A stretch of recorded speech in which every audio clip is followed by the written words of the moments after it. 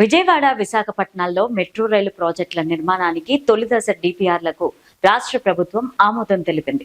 రాష్ట్రంలోని 2 ప్రధాన నగరాల్లో మెట్రో రైలు మార్గాల నిర్మాణాన్ని చేపట్టనున్నారు. 2 దశల్లో విజయవాడలో మెట్రో రైలు ప్రారంభమవబోతోంది. విజయవాడ మెట్రో రైలు డిపిఆర్ ను మెట్రో రైలు కార్పొరేషన్ కు రాష్ట్ర ప్రభుత్వం పంపించింది.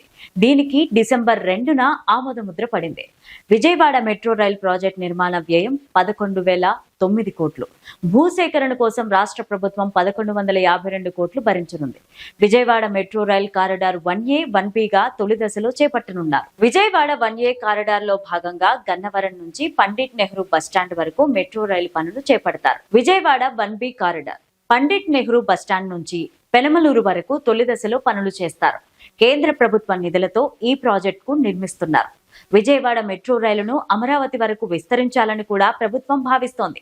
అయితే మెట్రో రైలు విస్తరణలో భాగంగా తరువాతి కారిడార్లలో విస్తరణ పనులు చేపడతారు. విశాఖ మెట్రో రైలును తొలి దశలో 3 కారిడార్లలో 46.23 కిలోమీటర్లు నిర్మించనున్నారు. విశాఖ స్టీల్ ప్లాంట్ నుంచి కొమ్మాది వరకు 34.4 కిలోమీటర్లు 1వ కారిడార్, గురుద్వార్ నుంచి పాత పోస్టాఫీస్ వరకు 2వ కారిడార్, తాటిచెట్లపాలెం నుంచి చిన్నవాల్తేరు వరకు 3వ కారిడార్ ను నిర్మించనున్నారు. తొలి దశలో మొత్తం 11,498 కోట్లు ఖర్చవుతుందని అధికారులు అంచనా వేశారు. విశాఖ మెట్రో రైలు ప్రాజెక్టు 2వ దశలో కొమ్మాది నుంచి భోగాపురం ఎయిర్పోర్టు వరకు విస్తరించనున్నారు.